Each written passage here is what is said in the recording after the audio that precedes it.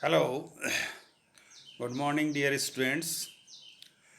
Today, again, we are with the most important passages and their explanation from Macbeth.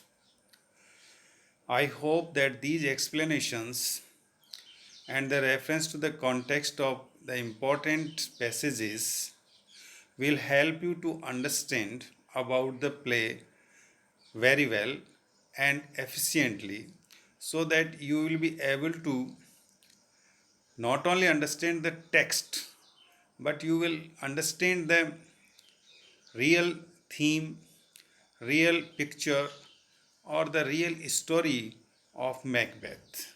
That is from scene wise we are here taking. For today's uh, lecture, we have one explanation from Macbeth, and this explanation or this explanation the passage has been taken from act second, scene 1, because we have finished the act 1 completely. And last time what we saw that Macbeth was speaking to himself, that was a soliloquy, and that scene was very important because Macbeth's inner thought were coming out. He was considering about the deed he was going to do. He feared about the consequences, as well as he was not fearing about the deed, but he was fearing about the results that will take place after the murder of the king. So now, then everything was settled, and Lady Macbeth prepares him to commit so and so, and she manages everything in such a way that nothing will disturb or nothing will disclose their deed. Now we see the important passage from scene 1. I will first recite the text and then we will go with the reference to the context as well as to the explanation of these lines and what is in fact the dramatic importance and the critical note of these lines. So let us go with the text. Text. Now, over the one half world, nature seems dead, and wicked dreams abuse the curtained sleep, witchcraft celebrates pale Hecate's offerings and withered murder. Alarmed by his sentinel, the wolf whose howls is watch, thus with his stealthy pace, with Tarquin's ravishing strides, towards his design, moves like a ghost. So, this is the text from scene 1 of the act 2. That is, now we are prepared to see the murder of King Duncan. Now we see that Macbeth is fully prepared to proceed his deed, to proceed the murder of King Duncan. And everything has been settled properly by Lady Macbeth. If we see the difficult words of this extract, so we can first look at our sight upon them. That is, here the words are nature seems dead. Nature seems dead means here that sleeping. So in the night everyone is sleeping. Okay. Wicked dreams. Wicked dreams means here evil dreams. Abuse the curtained sleep. Abuse the curtained sleep means that disturbing the sleep. Everyone is supposed to sleep inside the curtains, and during his sleeping, he dreams. So, here the poet or the dramatist William Shakespeare means to say that the weak dreams are disturbing the sleep of the people who are sleeping inside their houses under inside the curtains. Witchcraft celebrates. Witchcraft means witches. Witches are celebrating. The time is of the night. Nature seems dead, that is, everyone is sleeping, half of the world is sleeping. Witchcraft celebrates, therefore, in the midnight or after the midnight, the witchcrafts, that is, the witches are doing their celebrations. Pale Hecate's offerings, that is, Hecate is supposed to be the goddess of the witches. So they are offering their goddess. They are making offerings. That is, they are worshipping, they are trying to woo their goddess of the evil crafts. That is the Hecate. And withered, murdered. And withered, pale, and woeful. Murder is here personified, that is the murderer, Macbeth. Alarmed by his sentinel. Alarmed, he is watched. He is alarmed, he is watched by his sentinel. Sentinel means here watchman. The watchman is watching in the night. Stealthy means noiselessly, silently, quietly. Tarquin ravishing. So here we have the reference, and I will discuss it later on very well. But right now, Tarquin was the son of a Roman king. He went secretly in the night to ravish the beautiful Lucretia. So here comparison with Macbeth's act of murder with the act of Tarquin's ravishing to beautiful Lucretia. Towards his designs means towards to execute his plan of murdering the king. So these are the words that I thought you should know about them, so that the explanation or the meaning of this extract will be very much clear. Now come to the point, that is reference to context, as we know very well. But just for now, we can say that this extract has been taken from Act 2nd, Scene 1 of Macbeth, the tragedy written by William Shakespeare. Now, the reference and context is that after having taken supper and after showing so many gratitudes and thanks and pleasing words, conversing with Lady Macbeth and Macbeth, the King Duncan has gone to sleep in Macbeth's castle, which name is Inverness. So it is about midnight. King Duncan has slept. Okay. Then what's happening, that Banquo and his son Fleance are coming out from the chamber side of King Duncan, and they are just watching, and they have not slept yet. But very soon in the courtyard, they surprised to see Macbeth. That Macbeth has also not gone to bed yet. So, looking Macbeth there, in that time, Banquo is very much surprised. Why Macbeth has not slept yet?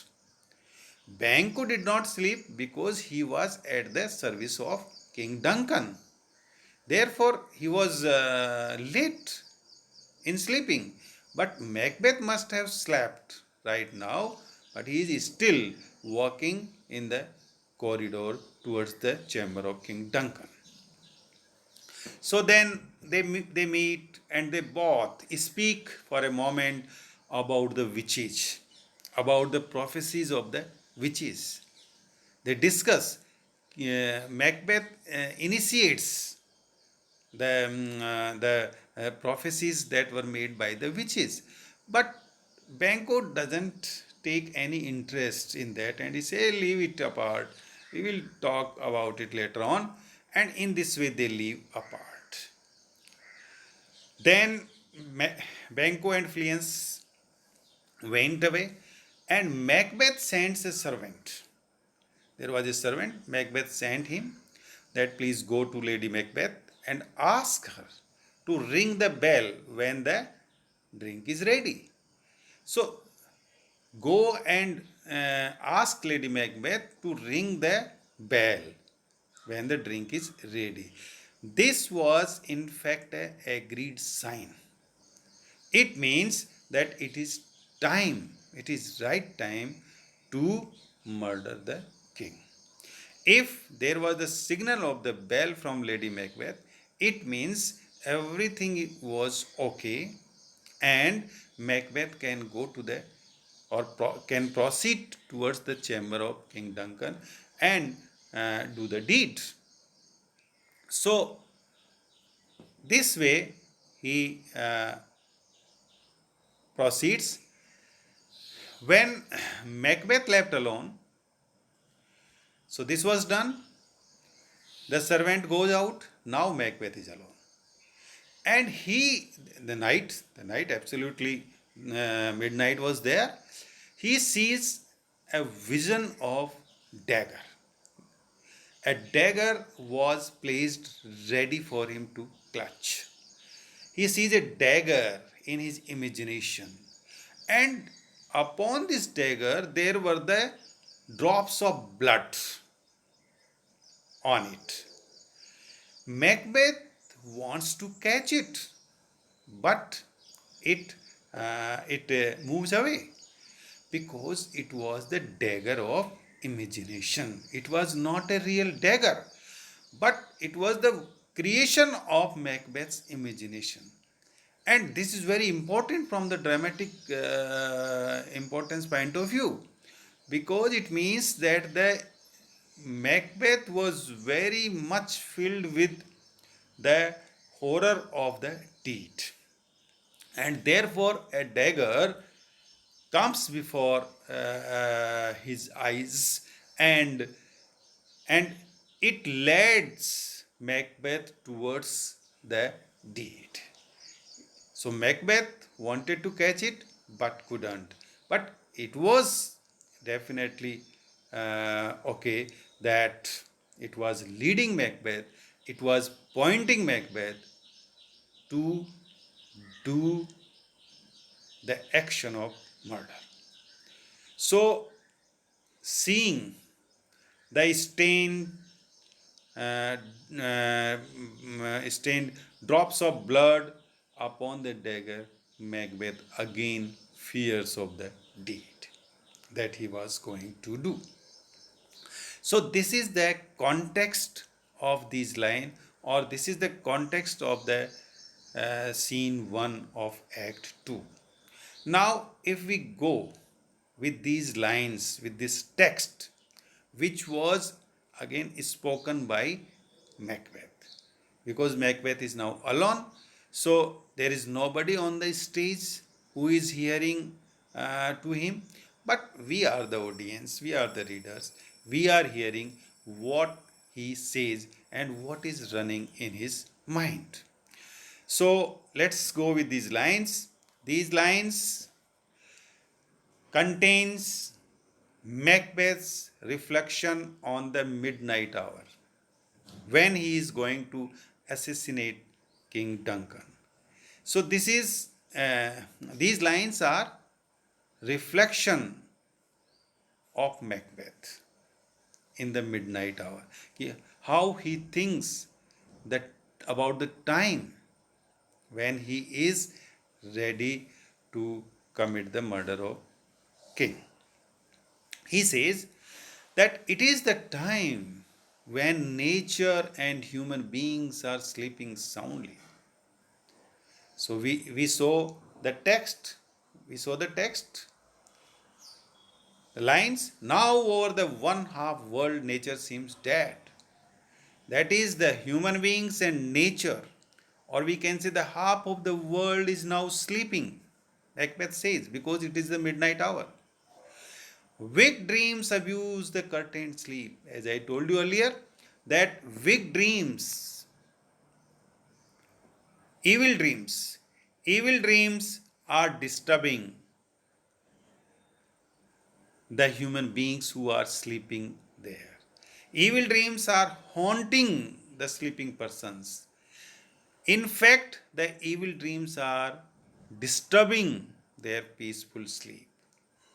We have peaceful sleep only when we have either a good dreams or we have no dreams at all. Then that is supposed to be a sound sleep.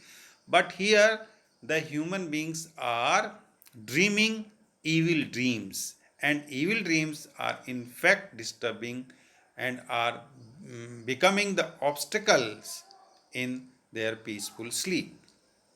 What else happening in the midnight hour?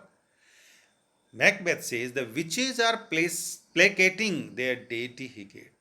We saw that Hecate is the goddess of the witches. And now they are also making offerings to Hecate. That is, they are trying to please their goddess in order to complete their their action or their plan of action, in order to do what they have planned. So they are offerings to the Hecate. Now Macbeth says that the murder, that is the here murder is personified. The murderer knows very well by the howling of the wolf. There is the in the night howling of the wolf, and that shouting is in fact the sign, the sign for the murderer, for the committer, that the hour, then that an hour of murdering his victim has come. So it was a sign that now he can commit what he has planned and desired. And then, what happens? The murderer, Macbeth says, the murderer proceeds with stealthy steps like Tarquin Sextus. Tarquin, we have the reference. So Macbeth compares himself with the Tarquin Sextus. Who was Tarquin Sextus? He went to the bedchamber of Lucretia with noiseless steps, means stealthy, like the ghost. Why?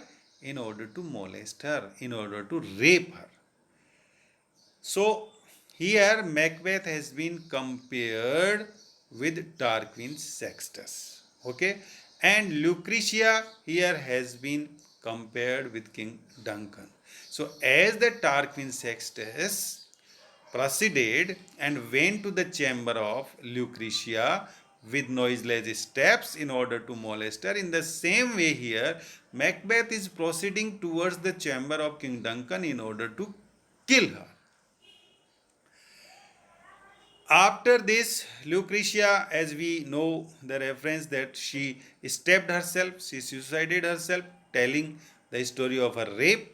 And the result was, what happened then? The result was that the king was driven from Rome and Rome was declared a republic. So here we have the comparison. Macbeth himself compares with Tarquin. Okay. He is also committing this crime in the same way as Tarquin did. But he also fears that he also fears about the result of the Tarquin's crime. What was the result? That the king was driven from the Rome, and then Rome was declared as a republic. So that was the result. So in the same way, Macbeth fears that this might also happen to him, and he may be also killed. So this was the explanation of these lines. So far the critical note is concerned, I have spoken in my lecture all these things, that this scene is known as a dagger scene, and here Macbeth's imagination is conjuring up the vision of a blood-stained dagger that he sees in his imagination, and this dagger is marshalling him, is pointing him to the deed that he should proceed. And this emphasizes Macbeth's imaginative nature. So, what we here see uh, is give the impression that Macbeth was very much imaginative. And this scene definitely leads to the murder and help to reveal the horrors of the deed. We are now, or the audience are now prepared very well that the deed of horror or that the murder of King Duncan is now going to take place. So, this is all for today. Thank you very much, dear students. We will meet with the new extract from Macbeth from the different scenes next time. Again, thank you very much.